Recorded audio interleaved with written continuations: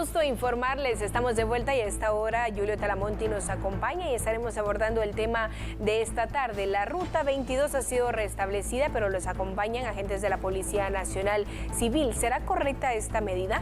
¿Será que resolverá la situación el haber decidido que los agentes acompañen ahora a estas unidades y por supuesto que resguarden a los pilotos? Pues bueno, Julio Talamonti nos aclarará estas dudas. Bienvenido, licenciado, buenas noches. ¿Cómo estás, Alejandra? Buenas noches y buenas noches a usted que nos está viendo en casa aquí en TN23. La respuesta va a ser muy pronta. No es la solución final, pero sí es un paliativo. ¿Y por qué te digo que es un paliativo? Porque parte de lo que hace falta para resolver el problema de la extorsión, son muchas las partes, es el poder tener situaciones de prevención, y esto va a funcionar, al menos temporalmente, Alejandra, como una situación de prevención. Sin embargo, te digo que no es la solución total. Número uno, primero, ¿por cuánto tiempo esto va a poder sostenible si no tenemos el número de agentes suficientes? Y número dos, el hecho de que tenemos que controlar otras cosas para poder controlar la extorsión. En primera instancia, tenemos que controlar las cárceles, el sistema penitenciario, que es de donde se giran todas estas instrucciones perversas para extorsionar a la población, inclusive en los autobuses, Alejandro. Julio Talamonti, la pregunta es ¿por qué toman estas medidas cuando la situación ya está en un extremo? Cuando el servicio ya está paralizado, cuando 2 personas han fallecido, cuando 8 personas han resultado heridas, hablando de una semana, porque por supuesto que hay muchas más personas que han fallecido tras estos incidentes. Paralizan el servicio, las personas se ponen en riesgo porque tienen que ver de qué forma se movilizan. Bueno, la cosa se agrava y entonces allí resguardemos las unidades. ¿Por qué se hace cuando hemos llegado a un extremo y cuando la situación no da para más? A ver, aquí pasa una situación que es una constante en el Estado guatemalteco. Somos un Estado reactivo, aún en este tema tan importante que es la seguridad, que a todos nos atañe y que todos queremos que se resuelva. Siempre generalmente tratamos de ser eso, un Estado reactivo. Se reacciona después de que sucedió el hecho delictivo, se reacciona después de que el problema, en este caso la extorsión, pues nos ha desbordado y nos tiene literalmente de esta manera, es decir, nos tiene de rodillas ante los mareros que están extorsionando a diestra y siniestra.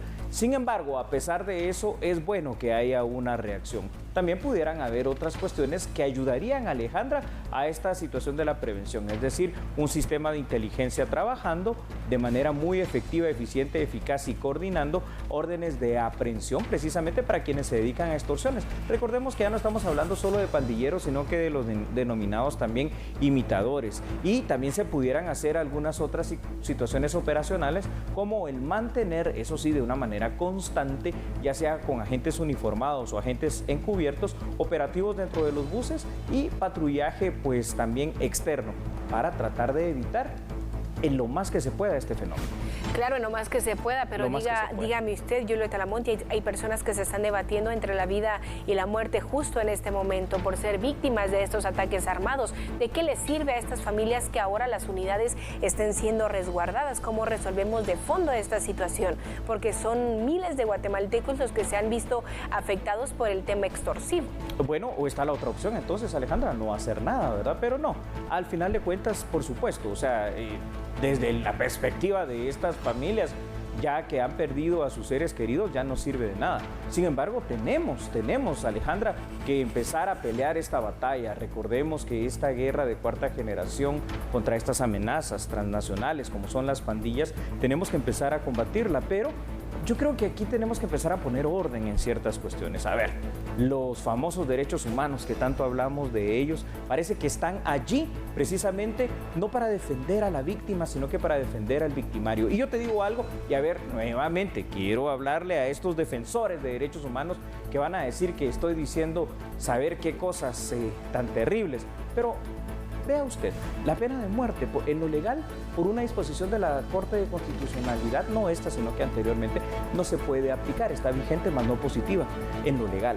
Pero la pena de muerte fácticamente, Alejandra, todos los días se aplica en las calles, como tú dices, enviudando a muchas señoras y dejando huérfanos a miles de niños guatemaltecos. Es ahí donde, como Estado, tenemos que utilizar la fuerza que nos da la ley, pero a veces no se nos permite por estos temas de resguardar el derecho humano. Ahora yo pregunto, Alejandro, ¿crees tú que a estos extorsionistas les importa algo los derechos humanos de sus víctimas? No les importa nada.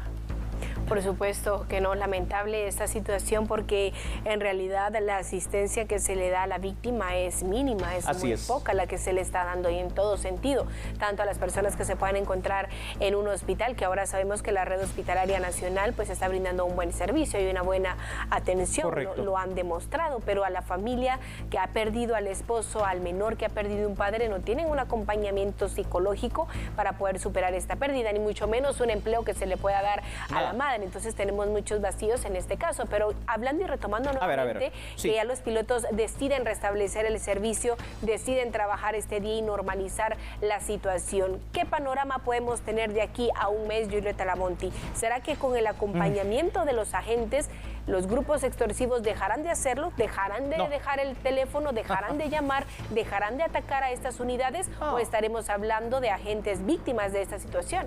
No, aquí va a pasar una situación, Alejandra. El fenómeno de la extorsión no se va a frenar con esta cuestión. ¿Por qué? Porque no existe solo la ruta 22. ¿Cuántas rutas habrán? Muchísimas, no lo sé exactamente. Entonces, probablemente mutarán de estar en esta ruta, pasarán hacia otra. Y recuérdate una cuestión que te digo, no puede ser temporalmente sostenible esta medida de tener dos agentes de PNC dentro de una sola ruta, que es la ruta 22, porque hay necesidades muy grandes en el tema de seguridad a nivel nacional y a nivel general. Es aquí, Alejandra, donde yo creo que el discurso debe pasar un poquito por mayor seriedad en el tema de seguridad. ¿Y a qué me refiero? Bueno, tenemos que esperar que el próximo Congreso entienda finalmente que necesitamos tener 70,000, 80,000 agentes de PNC, lo cual necesita pues una inyección económica mucho más fuerte para lo que es el Ministerio de Gobernación. Y tenemos que entender otra cuestión. En el tema de la extorsión específicamente, Alejandra, si queremos que termine, pues controlemos las cárceles, pero con las cárceles en el sistema que existe el día de hoy, la extorsión va cada vez más para ser más fuerte. Y esta parece ser una batalla perdida y este parece ser simplemente un paliativo. Consecuencias que podrían tener algún tipo de represalia ante esta medida que hoy toman las autoridades por parte de estos grupos, Julieta Lamonti. Bueno, toda acción siempre va a tener una reacción y esto es una premisa que en seguridad pues es muy válida, siempre también muy valedera. Es decir, a ver, la presencia de los agentes policiales va a frenar la extorsión a nivel nacional y a nivel general. No. ¿Se están poniendo en riesgo la vida de estos agentes, así como los pasajeros? Por supuesto que sí.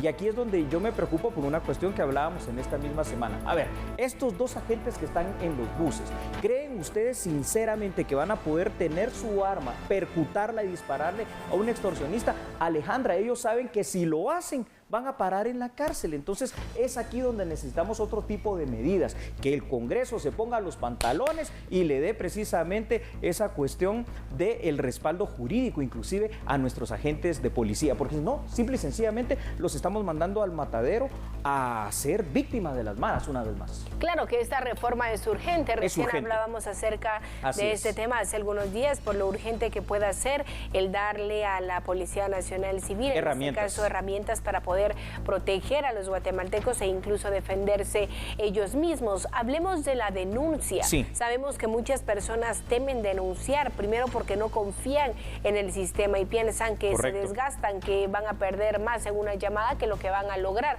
Pero ¿por qué es importante denunciar? Mira qué interesante lo que estás preguntando y aquí vamos a ver, le voy a hablar a las personas que nos están viendo.